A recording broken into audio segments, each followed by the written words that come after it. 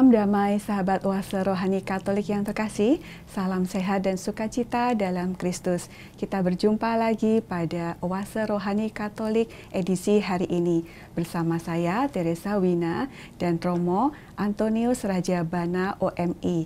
Anda pasti sudah mengenal melalui pengajaran-pengajaran yang diberikan beliau melalui channel YouTube-nya. Selamat datang Romo. Terima kasih. Kita boleh panggil Romo Bono ya? Ya. Memang itu nama panggilan saya. Baik, sehat-sehat Romo. Puji Tuhan, sehat, Ibu sehat. Baik, terima kasih. Kita segera mulai sahabat Oase Rohani Katolik dengan doa pembuka yang akan dipimpin oleh Romo Bono. Silakan Romo. Sahabat Rohani Katolik yang terkasih, marilah kita bersama-sama mengawali perjumpaan kita dengan berdoa. Dalam nama Bapa dan Putra dan Roh Kudus. Amin. Allah Bapa Maha Baik, kami bersyukur kepadamu karena Engkau berkenan memberkati kami, memberi kami karunia kehidupan, namun juga kesempatan bagi kami untuk mengenali Engkau dalam diri saudara-saudari kami. Semoga kami mampu menemukan Engkau dalam wajah saudara-saudari kami, terutama yang membutuhkan, sehingga kami dapat mengerjakan apa yang berkenan kepadamu melalui kebaikan kepada saudara-saudari kami. Sertailah kami pada perjumpaan ini, agar kami memperoleh berkat, kekuatan, dan iman, terutama karena dari firman-Mu yang meneguhkan dan menyertai kami. Engkaulah Tuhan dan pengantara kami, kini dan sepanjang segala masa. Amin. Dalam nama Bapa dan Putra dan Roh Kudus. Amin. Antifon pembuka pada hari ini diambil dari Mazmur 123 ayat 2-3. Sebagaimana mata seorang hamba tertuju kepada tuannya, demikian pula mata kita terarah kepada Allah, agar Ia mengasihani kita. Sayangilah kami ya Tuhan, sayangilah kami.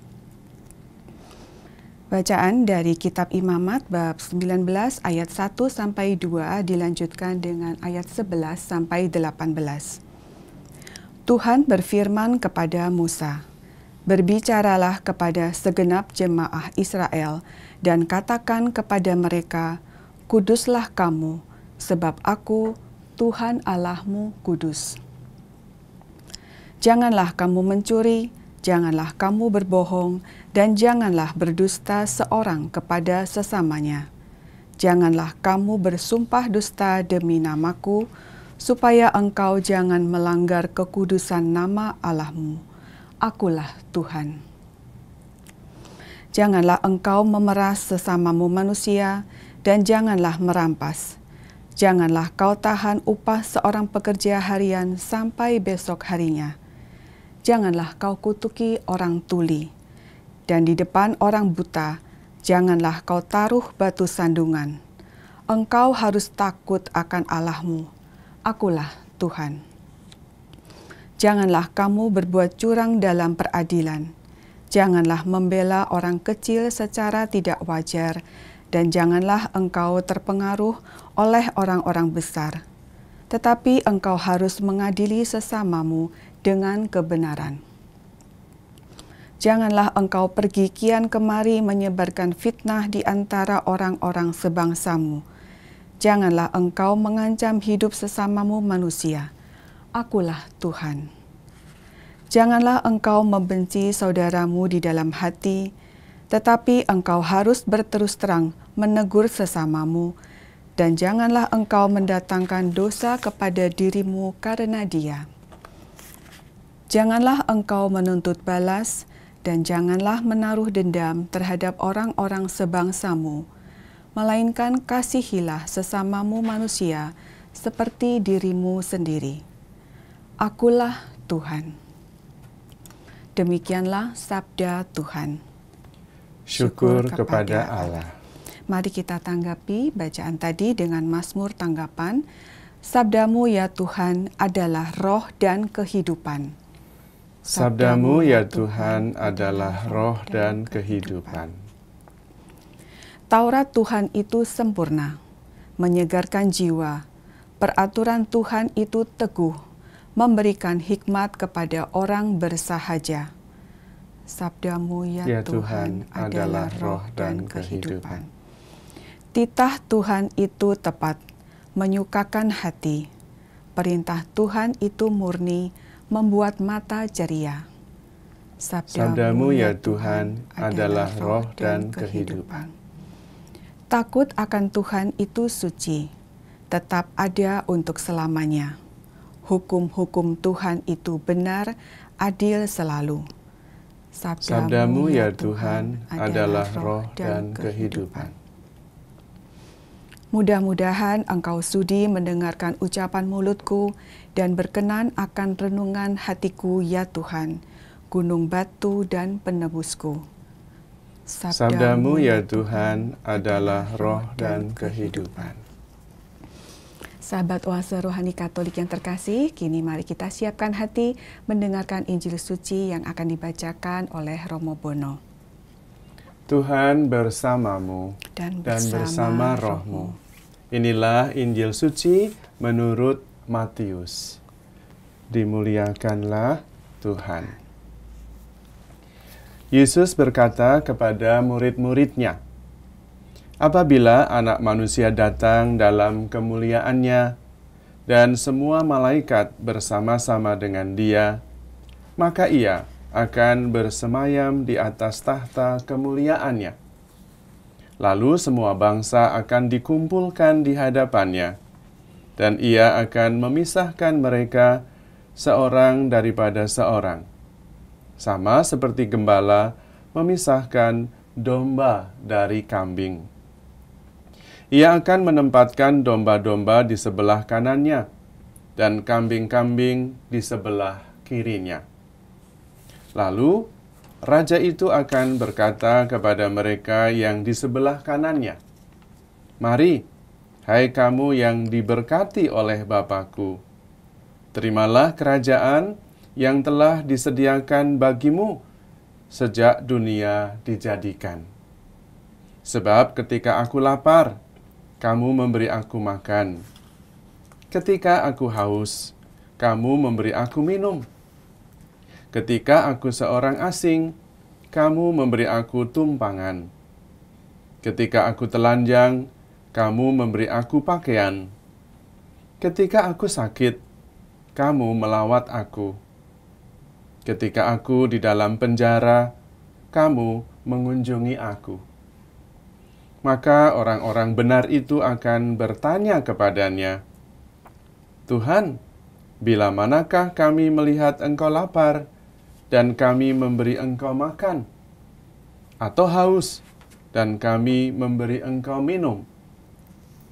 Bila manakah kami melihat Engkau sebagai orang asing, dan kami memberi Engkau tumpangan, atau telanjang, dan kami memberi Engkau pakaian? Bila manakah kami melihat Engkau sakit dan dalam penjara, dan kami mengunjungi Engkau? Maka raja itu akan menjawab mereka, aku berkata kepadamu, sesungguhnya segala sesuatu yang kamu lakukan untuk salah seorang dari saudaraku yang paling hina ini, kamu telah melakukannya untuk aku. Dan ia akan berkata juga kepada mereka yang di sebelah kirinya, enyahlah dari hadapanku, hai kamu, orang-orang terkutuk, enyahlah di dalam api yang kekal, yang telah sedia untuk iblis dan malaikat-malaikatnya. Sebab ketika aku lapar, kamu tidak memberi aku makan. Ketika aku haus, kamu tidak memberi aku minum. Ketika aku seorang asing, kamu tidak memberi aku tumpangan. Ketika aku telanjang, kamu tidak memberi aku pakaian. Ketika aku sakit dan dalam penjara, kamu tidak melawat aku. Lalu mereka pun akan menjawab dia, katanya, Tuhan, bila manakah kami melihat Engkau lapar, atau haus, atau sebagai orang asing, atau telanjang, atau sakit, atau dalam penjara, dan kami tidak melayani Engkau? Maka ia akan menjawab mereka, "Aku berkata kepadamu, sesungguhnya segala sesuatu yang tidak kamu lakukan untuk salah seorang dari saudaraku yang paling hina ini, kamu tidak melakukannya juga untuk aku." Dan mereka ini akan masuk ke tempat siksaan yang kekal, tetapi orang benar ke dalam hidup yang kekal. Demikianlah sabda Tuhan. Terpujilah Kristus. Kristus. Sahabat Oase Rohani Katolik yang terkasih, kita sudah mendengarkan bacaan-bacaan pada hari ini. Kini mari kita menggali lebih dalam, memperoleh inspirasi rohani dari Romo Bono. Romo, dari bacaan-bacaan hari ini kita bisa belajar apa nih, Romo? Dari bacaan hari ini, kita belajar untuk mempunyai sikap dasar yang tepat dalam hidup bersama. Bagaimana kita memperlakukan sesama kita. Itu yang paling utama. Nah, dalam bacaan yang pertama, jelas sekali bahwa memperlakukan sesama kita itu harus memperhitungkan keadilan. Keadilan. Juga harus memperhitungkan empati, kesetaraan, kebenaran juga. Kita tidak bisa memperlakukan sesama kita seperti yang kita mau, atau dengan prinsip yang penting saya senang. Itu tidak bisa. Ada kebenaran-kebenaran yang membatasi diri kita, terutama dalam relasinya dengan hubungan kita dengan sesama. Tidak berarti bahwa kita ini tidak bebas. Semuanya bebas. Tetapi kebebasan kita dibatasi oleh kebebasan yang lain. Dan karena itu perlu ada keteraturan. Dan di sini penting bahwa masing-masing berpegang pada sesuatu yang objektif. Tidak sesuai perasaan masing-masing. Lalu nanti menjadi bias, menjadi bias. Karena setiap orang mempunyai kebenarannya sendiri-sendiri. Dan karena itu perlu dalam kehidupan bersama diatur sedemikian rupa. Sehingga kita sungguh-sungguh memperhatikan sesama kita dalam keadilan, dalam kebenaran. Dan itu menjamin kehidupan bersama. Kalau tidak, kehidupan bersama bisa kacau. Karena itu juga ada prinsip-prinsip. Ini di dalamnya termasuk dalam mengelola masyarakat. Dikatakan kalau kita harus memperlakukan sesama kita, terutama yang kecil, secara wajar. Dan juga jangan terpengaruh oleh orang-orang besar. Nah, ini menarik. Kenapa? Karena seringkali keputusan-keputusan kita itu dalam masyarakat itu dipengaruhi oleh orang besar. Oh, kalau dia orang besar, entah karena jabatannya, entah karena duitnya banyak, dia lebih dulu dapat gitu. Nah, itu juga nggak tepat. Karena kemudian kasihan yang kecil-kecil yang tidak punya apa-apa. Bahkan termasuk dalam hal pendidikan. Wah, yang pendidikan yang punya kekuatan besar, entah karena pejabat, entah karena duitnya banyak, pendidikannya itu lancar, bagus. Semuanya beres. Hebat, cepat, lancar. Tapi yang enggak punya ini, ya mau masuk ya susah, sudah ada yang menempati. Mau dapat sekolah bagus, kalah duluan, macam-macam. Tapi itu maksudnya, kalau kita mengambil keputusan bersama, jangan terpengaruh oleh orang-orang besar. Tetapi engkau harus mengadili sesamamu dengan kebenaran dan keadilan. Itu prinsipnya hidup bersama. Kalau hidup bersama teratur berdasarkan sesuatu yang objektif, yang benar, yang baiknya bagaimana, yang adil, maka masyarakat bisa bagus. Tapi kalau subjektif, kita itu cenderung sama yang besar-besar kita kalah ya memang karena mereka kekuatannya lebih besar. Tapi kan itu jadi tidak adil. Karena itu, dalam hidup bersama, kita perlu memperhatikan beberapa kebenaran ini. Namun, supaya itu mempunyai kekuatan, maka bukan sekedar ngatur hidup bersama. Tetapi terutama adalah mengatur relasi kita dengan Tuhan. Jadi kalau mau macam-macam, kita ingat juga akan Tuhan yang ternyata lebih adil dan melihat segalanya. supaya memang kita mempunyai sebuah kesadaran bahwa kita dengan sesama itu di hadapan Tuhan itu sama.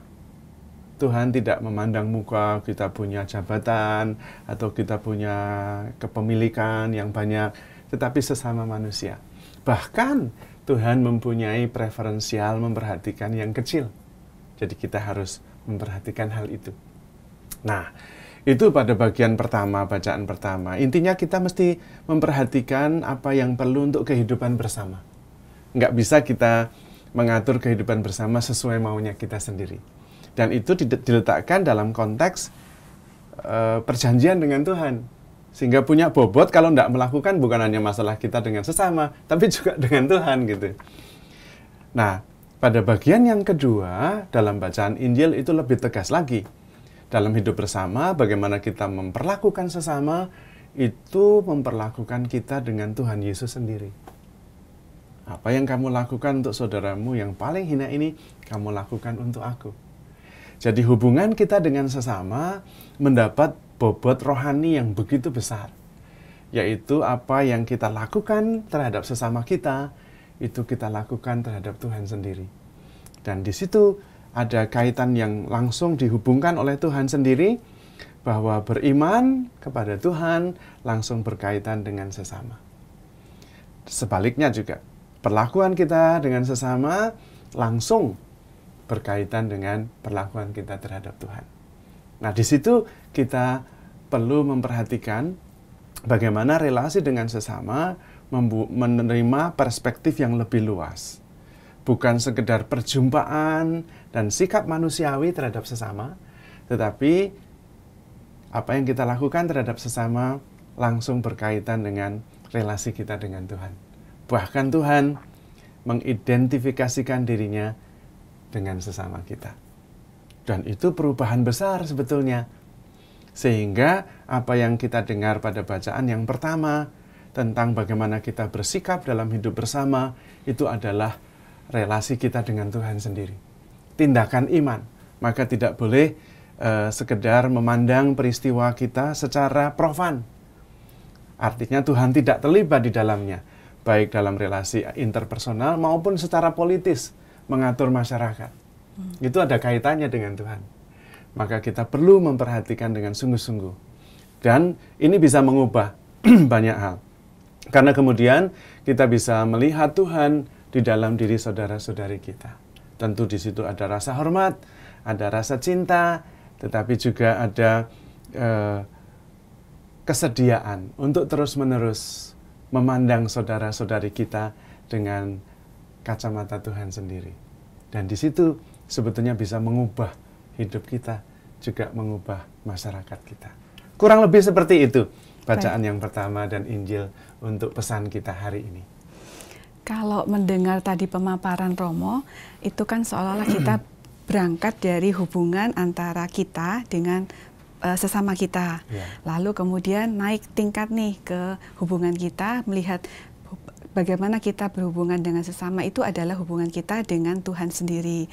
Nah, tapi kalau kita masih di tahap yang bawah, masih apa istilahnya playgroup gitu Romo, masih kalau dengan orang yang lain tuh kayak kadang-kadang kita mau berlaku adil, itu kan adilnya seperti apa gitu ya. Lalu kebenaran itu kan sesuatu yang abstrak gitu ya. Kita kalau masih di level bawah nih Romo, belum nyampe yang tadi mungkin udah tingkat kuliah yang tahu kalau harus melihat sesama ini adalah Tuhan gitu. Ada kasus begini Romo, seorang teman, dia punya kontrakan rumah yang disewakan ke seseorang. Nah, sudah berjalan beberapa tahun, lalu setahun belakangan ini tidak dibayar istilahnya, karena alasannya dia adalah tidak punya pekerjaan lagi, tidak bisa membayar. Nah, ketika teman ini mau mungkin mengeluarkan atau bertindak lebih keras gitu ya, tiba-tiba dia teringat kata-kata yang tadi ini, kalau kita harus memberikan tumpangan gitu. Jadi dia, padahal dia sendiri juga butuh, sangat-sangat butuh gitu untuk pengobatan anaknya. Nah, kalau seperti itu kita ini mau adil dengan sesama kita, tapi juga ingin melihat oh sesama ini adalah Tuhan gitu. Itu bagaimana Romo? Baik, memang ini dilematis ya. Karena situasinya memang konkret, dua-duanya membutuhkan. Nah, justru di situ dibutuhkan yang namanya discernment atau penegasan bersama. Masing-masing punya hak sebetulnya. Penyewa itu punya hak karena menyewakan, maka punya hak untuk menerima juga imbalan sewa itu, imbal sewa. Dan hak itu juga harus dihormati. Sementara yang menyewa juga mempunyai kebutuhan. Jadi kita mesti memperhatikan dua hal ini. Karena memang ini adalah sebuah usaha, sewa menyewa itu sebuah usaha yang memang juga dibutuhkan misalnya untuk biaya, entah hidup, entah rumah sakit. Itu juga dibenarkan kalau kemudian diberikan diskusi, diberikan jalan keluar. Tetapi tidak lalu tegas, pokoknya you harus bayar, enggak bayar keluar dari sini. Misalnya, oke, apakah bisa dicicil, apakah diberi ruang untuk beberapa waktu mencari tempat, atau kita membantu separuh misalnya, sehingga kita dapat separuh, ada banyak cara. Sehingga tetap menghargai, kita melihat mana yang objektif, tetapi juga tetap ada kasih dalam menyelesaikan dilema seperti itu. Saya kira seperti itu. Jadi kuncinya kasih ya Romo ya. Jadi saat memutuskan atau memperlakukan si penyewa itu kasih ininya dasarnya ya Romo. Baik. Lalu saya kembali ke bacaan yang pertama Romo. Ini ada ayat tadi yang disebutkan janganlah membela orang kecil secara tidak wajar. Bisa diperdalam lagi nggak Romo? Ini membela orang kecil secara tidak wajar. Tidak wajar itu seperti apa sih contohnya kira-kira Romo? Ya, salah satunya tidak adil. Kita membela orang kecil tapi kemudian mencelakakan yang bukan kecil, ya sama saja. Karena sebetulnya tetap yang pada prinsipnya kita semua harus adil sih.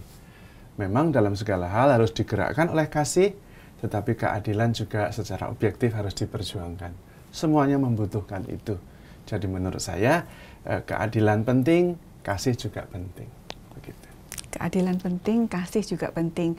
Jadi sahabat Oase Rohani Katolik yang terkasih, kita tadi dari Romo Bono diberi pesan, kasih itulah yang mendasari keputusan-keputusan kita dalam kita bersikap kepada sesama. Kita rehat dulu sejenak, kita akan kembali lagi di sesi yang kedua.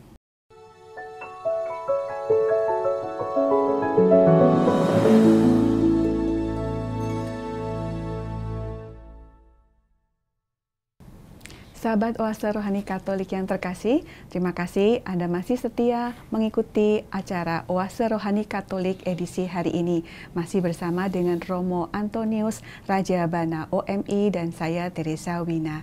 Bagi Anda yang ingin menyampaikan usulan dan masukan, bisa mengirimkan email ke ork.kaj2021@gmail.com atau ke nomor WhatsApp 08180251334438. Baik, kita lanjutkan perbincangan kita ya Romo. Baik. Ada hal-hal apa lagi nih yang ingin Romo tambahkan dari bacaan-bacaan yang kita pelajari pada hari ini Romo? Silakan Romo. Ya, ada beberapa hal yang penting karena ini berkaitan dengan hidup bersama dan juga bagaimana kita memperlakukan sesama dan mengatur masyarakat secara adil. Ada beberapa prinsip ya di dalam gereja kita yang diajarkan oleh para petinggi sekaligus juga para pemimpin kita atau juga bisa disebut para pelayan kita ya. Ada prinsip-prinsip dalam hidup bersama yang bisa membantu kita. Salah satu prinsip yang sangat baik itu dalam bahasa Latin, tapi nanti saya coba untuk saya terjemahkan secara sederhana. Prinsipnya mengatakan seperti ini. In principi veritas. In dubium unitas. In unum caritas. Itu artinya dalam hal-hal prinsip kebenaran harus diutamakan. Tapi kalau masih bisa diperdebatkan, masih berupa penafsiran, masih berupa diskusi, ya kesatuan yang diutamakan. Jangan karena merasa masing-masing benar terus nggak rukun. Ribut. Wah, itu ya nggak bagus. Dan karena itu di dalam segalanya itu semua cinta kasih yang utama. Nah, itu prinsip-prinsip yang kita bisa pegang. Kalau sudah jelas-jelas benar, ya itu yang diutamakan. Menyakiti hati orang itu jelas nggak boleh, ya jangan gitu. Tapi kalau masih diperdebatkan, masih bisa diskusi, ya ini baik atau tidak baik, jangan kemudian kesatuan dikorbankan. Tetap utamanya kesatuan. Misalnya suami istri berantem merasa dirinya masing-masing benar, ya nggak ada gunanya. Ini saya banget.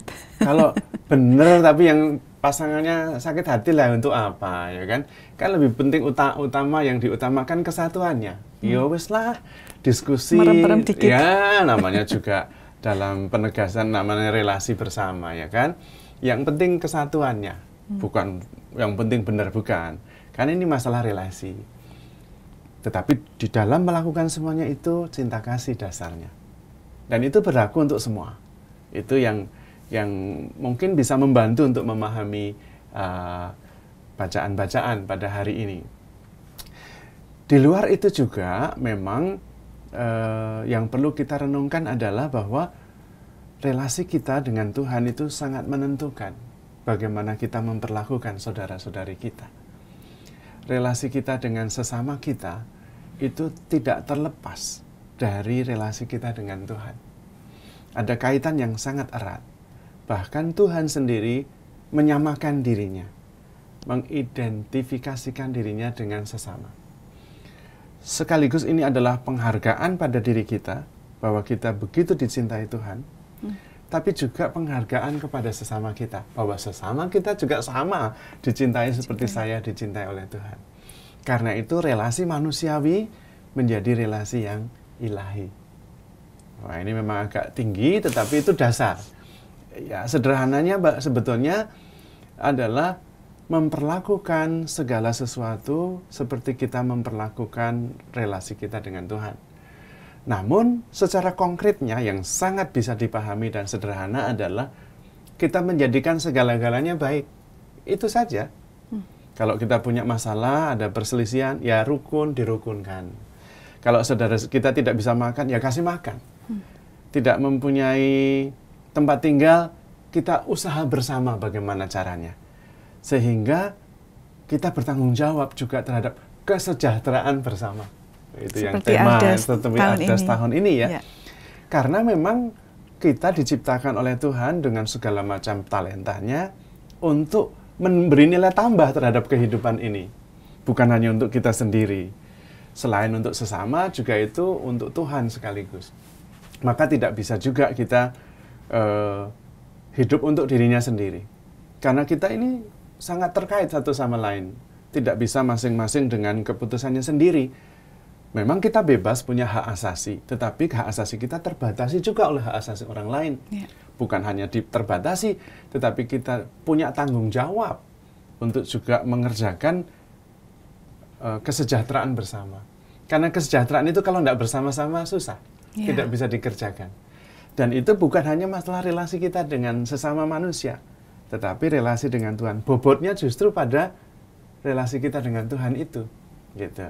Maka sebetulnya prinsip dasar untuk melakukan segala-galanya baik, itu adalah prinsip yang paling bagus. Sehingga kita, dimanapun kita diutus, kita selalu membawa kebaikan. Kita selalu membawa nilai tambah. Gitu. Dan itu tugas kita masing-masing. Seandainya semua menggunakan prinsip ini dan setia dan tekun bahwa kehadiran saya menjadikan segalanya baik atau memberi nilai tambah menjadi lebih baik, tentu kehidupan bersama akan sangat baik. Damai ya, damai, lebih baik, lebih bermartabat, lebih sejahtera juga. Ya, Romo tadi memberi contoh bagaimana kita harus mengutamakan kesatuan lebih dulu, kebenarannya nanti belakangan. Nah, itu memang seringkali terjadi sehari-hari dalam keluarga ya Romo ya. Tadi yang Romo sebutkan antara suami istri, mungkin banyak juga orang tua dengan anak, ini nggak benar, itu nggak benar. Tapi ternyata bahwa kita harus melihat itu sebagai suatu juga proses dia untuk nantinya menjadi benar. Nah, tadi kan intinya kasih. Untuk supaya nanti kita bisa membenarkan yang tidak benar ini, kita dengan kasih masuk ke situ. Nah, sekarang pertanyaannya adalah kalau kita sendiri belum memiliki kasih itu, Romo, karena tidak semua orang mungkin ada istilah gelas yang masih kosong, gimana mau nuangin air gitu ya, bejana yang nggak ada isinya, bagaimana mau menuangkan sesuatu. Jadi kalau dalam diri kita sendiri dulu belum ada kasih, bagaimana kita mau mengasihi orang, bagaimana tadi yang Romo bilang istilah hubungan sesama itu menjadi hubungan ilahi itu nggak mungkin tercapai kayaknya, Romo ya. Nah, bagaimana kita harus mengisi dulu ini, Romo? Baik, di dalam ajaran kita juga ada tradisi yang mengatakan nemo dat quod non habet. Itu juga bahasa Latin yang intinya kita tidak bisa memberikan apa yang kita sendiri nggak punya. Nah, kalau nggak punya mau memberi apa? Justru di situ relasi kita dengan Tuhan menjadi pokok, menjadi inti. Itu yang menjadi dasar. Sehingga sebetulnya arah pertumbuhan kita, arah tindakan kita bukan pertama-tama keluar, tapi ke dalam. Supaya kita mempunyai dulu. Sehingga tempayan cinta, saya mengistilahkannya begitu. Kita tuh punya tempayan cinta masing-masing. Dan itu harus dipenuhi dulu.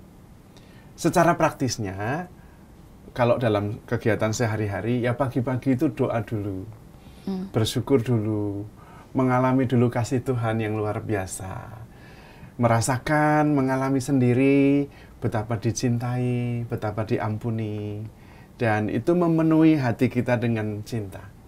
Tempayan kita itu ya dicas dulu supaya penuh, sehingga sepanjang hari kemudian saya mempunyai kekuatan untuk mengasihi, juga menemukan Tuhan di dalam diri sesama karena sudah mengalami dulu, mengalami dikasihi, diampuni, dibimbing, dan Tuhan tidak pernah menyerah, ditemani, ya Allah yang selalu Immanuel, dan itu dirasa.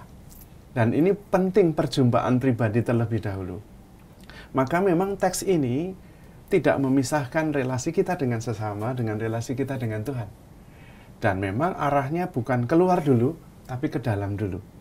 Masuk ke dalam diri, menyadari perjumpaan Tuhan dalam diri, yang terus membaharui, menemani, kemudian juga memberi empati, memberi kesadaran, memberi kepekaan. Kita bisa berempati, kita bisa mengerti, kita bisa memahami diri sendiri maupun orang lain karena relasi kita dengan Tuhan, dan kemudian memperoleh kekuatan dari situ. Kemudian kita bisa juga menjadi pembawa kebaikan. Ketika terjadi perselisihan, saya menjadi pembawa kerukunan. Ketika terjadi kegelisahan, saya membawa kedamaian. Ketika terjadi kebencian, saya membawa cinta kasih. Itu doanya Santo Fransiskus Assisi. Ya, ya. Dan itu sebetulnya adalah sebuah proses yang menegaskan kepada kita bahwa kita ini sumber. Dalam ajaran lain Tuhan mengatakan kamu ini garam, ya harus menggarami gitu. Kamu ini terang, ya harus menerangi. Kita sumbernya. Sumbernya dari mana? Relasi kita dengan Tuhan, bukan dari kita sendiri. Dan karena itu mengalir bagaimana pengalaman perjumpaan dengan Tuhan yang menyembuhkan, yang membaharui itu, yang meneguhkan, memberi kita kekuatan untuk juga kemudian bersikap dan bertindak kepada sesama kita. Dan itu yang disebutkan bahwa kita hidup berdasarkan semangat rohani, berdasarkan spiritualitas. Tidak sekedar sebagai pekerja sosial istilahnya, tetapi karena ada relasi mendalam kepada Tuhan yang kemudian nampak dan mengalir dalam tindakan kita kepada sesama, bahkan dalam kebijakan-kebijakan publik yang menyangkut banyak orang. Tidak ada sesuatu yang lepas dari relasi kita dengan Tuhan. Ya, itu yang bisa dijadikan pedomannya. Jadi untuk itu, jadi mungkin gampangnya kalau kita mau terapkan sehari-hari, pagi doa dulu, kita berelasi dulu dengan Tuhan, kita charge lagi tadi istilah Romo, tempayan cinta kita, supaya nanti kita bisa menjadi berkat, bisa mengasihi, menjadi garam ya Romo ya, kepada sesama kita.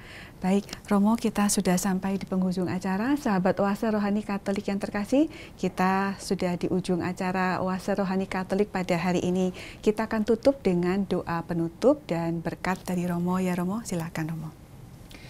Baik, para sahabat Oase Rohani Katolik yang terkasih, mari kita mengakhiri dengan doa, syukur, dan juga berkat dari Tuhan. Kita hening sejenak, menyiapkan hati untuk menerima berkat dari Tuhan. Dalam nama Bapa dan Putra dan Roh Kudus, amin. Allah Bapa Maha Baik, kami sungguh bersyukur karena Engkau menemani kami dalam suka duka kehidupan kami. Engkau tidak hanya membiarkan kami dengan pertimbangan-pertimbangan kami yang kadang-kadang kurang bijaksana, tetapi melalui firman-Mu kami belajar bagaimana harus bersikap, bagaimana harus memperlakukan saudara-saudari kami. Semoga Roh Kudus-Mu selalu menemani kami, menghibur kami, memberi kami kebijaksanaan dan kekuatan untuk selalu memilih yang benar, yang berkenan kepadamu, dan dapat mengungkapkan cinta kasih sebagaimana Engkau kehendaki. Sehingga hidup bersama kami, sungguh-sungguh hidup bersama yang membawa kedamaian, kesejahteraan, dan berkat.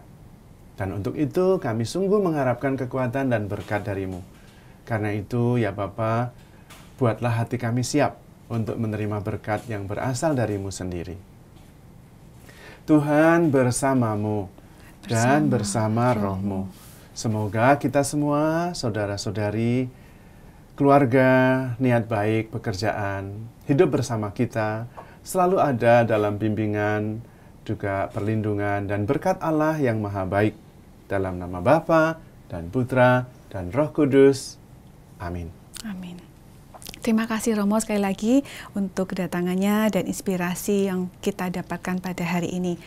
Terima kasih juga kepada para pimpinan dan tim teknis dari Oase Rohani Katolik yang telah mendukung acara ini hingga berlangsung dengan lancar. Terima kasih terutama kepada para sahabat Oase Rohani Katolik yang telah dengan setia mengikuti Oase Rohani Katolik. Semoga dengan pembahasan pada hari ini kita bisa belajar banyak untuk bagaimana kita mendekatkan diri pada Tuhan sehingga kita nantinya bisa berelasi kepada sesama, menjadi berkat, garam, dan terang bagi sesama kita. Kita jumpa lagi di edisi yang mendatang. Salam sehat dan sukacita dalam Kristus.